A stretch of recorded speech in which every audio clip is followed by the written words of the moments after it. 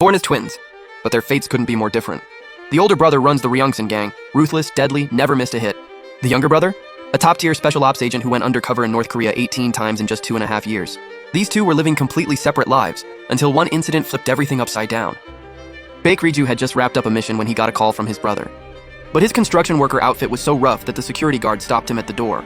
Luckily, big bro Baek Dojin showed up just in time. The guard nearly had a heart attack finding out this bum was actually the boss's little brother and started apologizing like crazy. Dojin brought his brother inside and sat him down. This was the kind of food Riju could only dream about back on the job site. Then the older brother pulled out his business card and invited Riju to join the gang. Big money, big moves. But this was a top soldier. He wasn't about to sell out for cash. That's when he got a call from his teammate Shamoon, and all he could hear on the other end was frantic, heavy breathing. We've all been killed. The special ops team had been celebrating with a dinner, when out of nowhere, a convoy of armored vehicles rolled into the construction site. Hwang Mo spotted his direct superior, Chief Zhang, stepping out and walked over with a smile. Zhang acted like he was just there to check in on the guys, then pulled out a gun and shot Hwang Mo dead on the spot. And before anyone could even process what just happened, a squad of fully armed soldiers had already surrounded them. Moments later, every silenced member of the special ops team was buried alive under the foundation of a government building. Riju completely broke down hearing this. He knew he had to get to Shimun right now. But the soldiers had already reached the hotel. The security guard tried to stop them, and got his hand chopped off for it.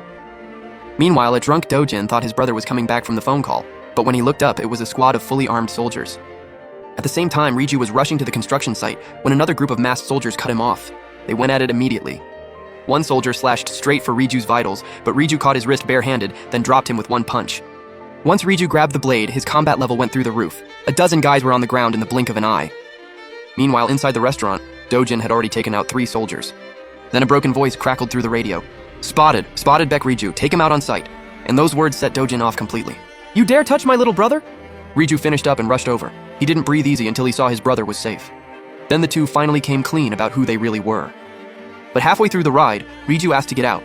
He was a marked man and didn't want to drag his brother into it. Dojin didn't even flinch, just said, I'll handle it. The next day, the entire Ryongsan headquarters was turned into a memorial, announcing to the outside world that Baek Riju had died in an accident. This was a classic move straight out of the Japanese Yakuza playbook for wiping someone's identity clean. But Riju couldn't help but push back.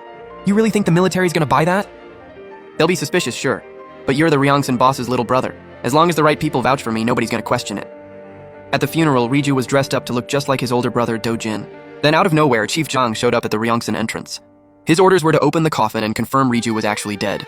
But as soon as he stepped out of the car, he got into it with one of the bodyguards, who told him you can't show up to a funeral in a tracksuit. The soldier didn't say a word, just punched the guy straight to the ground. The other bodyguards saw someone causing a scene at the funeral and rushed the soldier. But regular bodyguards are no match for special ops. In seconds, they were all down. Riju watched the whole thing from the stage. Seeing his guys get tossed around like rag dolls, head of security, Xia Zhenxiang stripped off his jacket and stepped up. No obituary notice, no entry. The soldier ignored that and went straight for Zhenxiang's chin. For Zhenxiang, that was nothing. He grabbed the soldier's face with one hand and crushed his jaw. The soldiers watching were completely stunned. They figured they needed to rush him all at once, but Zhenxiang's arms were on a whole other level. One palm, one fist, a whole squad of special ops soldiers, gone in seconds. That's when Chief Zhang finally had enough of sitting in the car and came out putting on his nice guy act. I was Baek Riju's superior. I'm just here to pay my respects. No bad intentions. Zhenxiang looked up at Riju on the steps. Riju, dressed as his brother, gave a nod. And just like that, Zhang was led into the memorial hall. But deep down, he still wasn't buying that Riju was actually dead. Then right at that moment, Dojin pulled a short blade out of his sleeve. I found this on my brother's body. Explain yourself. Who killed my brother? Zhang's mind was racing. Wait, is Riju actually dead? Doesn't matter. I just need to feed this gangster a story and get out of here. Baek Riju died in the line of duty. But before he even finished the sentence, Riju hit him with a full-force punch and screamed at the chief. I'm asking you, who killed my brother? Zhang's hand instinctively went for his jacket, but luckily the secretary stepped in and held Riju back. Zhenxiang patted Zhang on the shoulder. I think it's time for you to go. But Riju kept going off on him.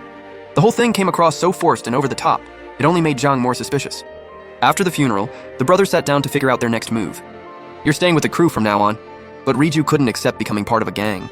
He packed his bag and walked out of Ryongsan, and even the gang boss himself couldn't do anything about his stubborn little brother. So he sent Zhenxiang to shadow Riju and keep him safe without him knowing. But Riju spotted it almost immediately, because dozens of Mercedes were tailing him in a straight line. Back in the building, Dojin was heading downstairs with his secretary to grab a pack of cigarettes. Dojin turned to his guys and said, This is my sister, say hi. Good day, ma'am. But something about that set off Dojin's radar. Isn't my sister looking prettier these days? Yes, ma'am looks beautiful today. Nobody around me has ever called Shuya ma'am. Who the hell are you? And before he could even finish, the buzz cut guy swung his blade straight at Dojin,